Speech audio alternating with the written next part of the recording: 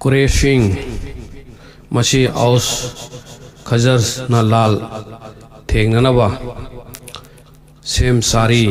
येंगो मकोयना मोहम्मद की दमकता थवाई थादोकनी वासकली मसी खोंजेल असी करिनो तसेंगनमक मसी खुदोंथिबा थोकलबा याबगी खोंजेलनी मरमदि कनागुंबा अमतना मदीनादा लैबा मीसिंगबु नमथबा ngomloi wakal pikthabadi lairadana ubadagi machanupa abbas radhiyallahu gi thona hengalakhi aduga hari Allahgi rasul nahakpu achumbaga loinana tharakliba adugi wasaklaga haribasini nahakna yaba piragadi hayeng hekta minagi awangmo mafam aduda lalgi sem sarage Muhammad sallallahu alaihi wasallam hari engonda hujik masigi ayaba phangdri nakoi nasana sagi tambur sing da chatkaro musalman singna makoi makoi gi lefam sing da chatkherami aduga tumkherami nong alakpada Quraysh singna Madina dagi laktuna leiriba tambur singi maikaida laklami mafam aduda yauraba matungda makoida warak watem lami asawba miyenga loina hari Madina gi mising Allah na sakini purub ama lal hekta theng nabada aikoida akaiba amata leite adubo nakoiga lal theng naba aikoina pamde nakoina tawribasi karino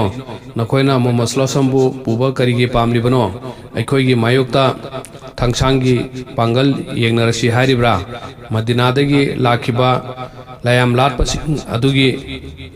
numidang da thokiba thodok adu kari amata khanglamde Quraysh ki khulakpa singdagi pawasi taraba matungdadi makoigi makok chikhi Muhammad sallallahu alaihi wasallam ga aikoiga karigumba amata hainakhiba leite haiduna chauna chauna wasaklami Muhammad sallallahu alaihi wasallam musalman singna masigi matangda kari amata haikide hanglubadusu atopa wafam amada hekta leithoki तौरीबसिंग असि करिनो हाइना Quraysh सिंगना थिजलुबदा अंगकप फावकी मखोय हलकलमी अदुबो हन्ना हन्ना मखोयगी वखलदा नुमिदांगदा करीबु तौखरिबनो हाइबसिगी वखलदा चिंगनबा फावरमी अखोयदा पाव तमलमलिबा मी अदुना अचुंबा पाव तमलमलिब्रा नत्रगा मदीनागी मीसिंगना अखोयदा लान हाइरिब्रा नत्रगा पाव असि अरानब्रा मदीनागी मीसिंगना चुमलिब्रा मखोयना अचुंबा खंगदोबा पामलमी थिजिनबा हौरमी मसीगी मतंगदा अंगंबा पंगल लौसिंग सिजनरमी अमरोमदा मदीनागी मीसिंगना हन्ननबगी थौरांग थुना तौरमी असुमना मखोय खुंगसालमी Quraysh ना अचुंबा असि खंग्रबदी मखोयगी थवाई कंजनबगीदमक लांथोकपदा अवाबा अमा ओइगनी हाइबसी मोहिना खंगलमी अंसारदा चिंगनरंबा अदु अचुंबा ओइरमी कुरेशना यामना थुन्ना पुमनो खंगलमी अहिंगदा करी करी तौकी हाइबदुगी पाव मखोयदा यौरमी पाव असि फंबगा मखोय तोपम खंगलमदे यामना सावरमी सावमन खिदुना मखोय अंगाव अफैगुमना तौरमी मखोयना मखोयगी मखुत्तगी नाथोक्तुना चटखिदनबा अंसारबु तानरमी अदुबो मखोय माय पाखिदे अंसार मखोयदगी नाथोक्की अदुबो अंसार अमदी मखोयगी अंसार अमदी मखोयगी मखुत चलमी माग अदु उबादागी मचानुपा शात रजिउल्लाहुनी मिनुंगसी खंगदबसिंग अदुना मागपु मखोयगी थमोयगी पेंदबा अदु कोकननबा मागपु फुरमी मागपु अवाबा पिरमी मसम पायरगा चिंगलगा मकादा पुरक्लमी मकादा मागपु हनबा लेतना हन्ना हन्ना ओनरमी मकादा मी अनि लरमी मखोय अदुदी जुबैर अमसुंग हारिसनी मखोय अनि असि कारबार तौबा मीनी मखोय अनि इतततना साम चली साम चटपदा मदीना फावरगा चली करिगुंबा मखोयना मदीनादा लेबा तारबदी मखोयगी लेफम सात रजिउल्लाहु पिरमी अदुगा मखोयगी कारबारगी पोचिंग अदुबु हुरानखी गदबा अदुदगी सु महांगना ngak senbirami maki tawilmal khangba utkibasing aduna maram oraga makhoi anina sat rajalabu changjapam pirami asum dawduna mara leijatrama mahaki thawai kanki kuresna mifam mathang mathang pangkhoklami makhoina Muhammad sallallahu alaihi wasallam maram oraga oragliba phibam asida pung kaya changna hanna hanna khanarami makhoina pamlibadi mahaki dharma sandokpagi thoram asi karam tawraga mai pakhalloi sige haibaduni hujik phawbadadi mahak matomtani asi phawbada aikoina karisu tawbangamdri ona tainabada aikoida mangjabta oiri karino thoklugadawri base hujikti aus amasung khazars ki kanglup singchu mahaki tengbangna boy khare Muhammad sallallahu alaihi wasallam na aikoibu maithiba piragadra mahaki dharma asi Madina dadi sandokhre aduga atopa kanglup singdasu sandokhi tawribra aduga asum tawduna aikoibu mang takhaladra aikoigi nungsijaraba lamdam maka asibu pumtak takhalau dawribra matam kayadagi aikoina lachariba murti sing asigi damakta aikoina kan janaba honariba asibu machet ta kharakatra kureski mifam kaya pangthokki loishinki amuka pangtoi amuka loishinki adubu kanaba amata phangkhide makoina pamliba adugi phal amata phanglamde waroshin khangdana warep tabangamdana mifam sing loishinki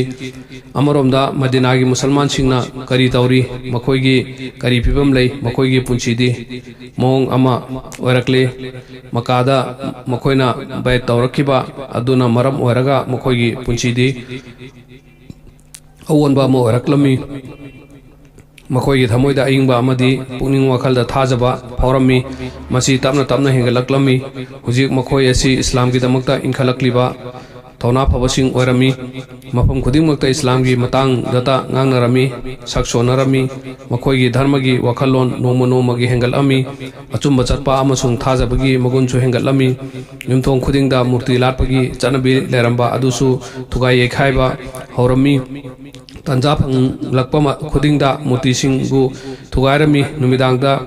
mi singna tumkharaba matungda murti singgi atek akai adu amotpa hundopamda hundoklami nongalakpada murti latpa singna murti singgi phibam adu ubada kangaunorami topum khang dana murti sing adu puraklaga chamthoktuna semjin chajelaga hanagi mapamda amuka thamlami tanja phanglakpada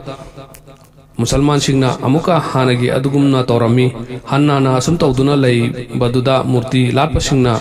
matungdadi makoigi wakhal da karigumba khara phawrami makoina khalami madudi aikoina asuk wangna khalamliba asidi karisu upai lejataba amadi kayada mapangan sonkrabano masagi kari mang jari karina tongjari haiba phawba khangadre masina maram oiduna kok season bakhara nadi masana toba tawrga islam changlakhi asum tawduna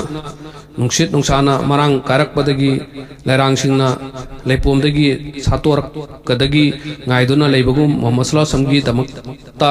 madinada ngaiduna lerami Muhammad sallallahu alaihi wasallam mafam asida chatkhiba tarabadi mahakpu makoina awangba phambakta thangat kadawri puchel senglaba maga loina basingna mafam aduda chatpada khut amadagi khut amada samlaga pugadawri aduga mafam aduda anoba achum arangi wayen pham gi thong ama hangdokadawri Allahgi yathang laklami Muhammad sallallahu alaihi wasallam loina khudimakpu lam hongnabagi ayaba pirami mangna hai nakoi makai chekshinna madinada chatkro mi ani punna chatko pulamna chatpa tarabadi kuresna chingnaba phawgani aduga nakoibu tanarpa yai asum dawduna musalman ayamba chatpa horami kuresingna khanglamde adubu kayam kuina lotkani matam khargi matungda musalman singna tawramliba sing adu kuresna pumna makhanglami masina maram oidona makoigi asawba henkatlami laman singnanaba chap yungna lerami musalman singi matung innaba horami lam hongnabagi damakta makadagi thokhidanaba makagi ngangphaida makoina senaba horakhi Hazrat Umarna lam hongbadasu asumna tawki mahakna mi anigasu loinarami amana Rabiyagi machanupa Ayas radhiyallahu anhu aduga anisubana Aski machanupa Hesam radhiyallahu anhu tanja hek phangbaga makhoi makadagi thokhiba aduga mafam amada amuka punnabawa lepnarami karigumba aikoina punsi hariba mafam aduda kana amata laktraba adu oiba tarabadi kuresna loishin khare haina khallo asum tawduna makhoi ani thoraklami haikiba mafam aduda Umar radhiyallahu amachung Ayas radhiyallahu yawraklami Hesam radhiyallahu yawrakhide मखोय अनि ने हेसाम Quraysh की मखो चनखरे हाइना कलमी मखोय अनि Medina की नमकता खोंगचत हौरमी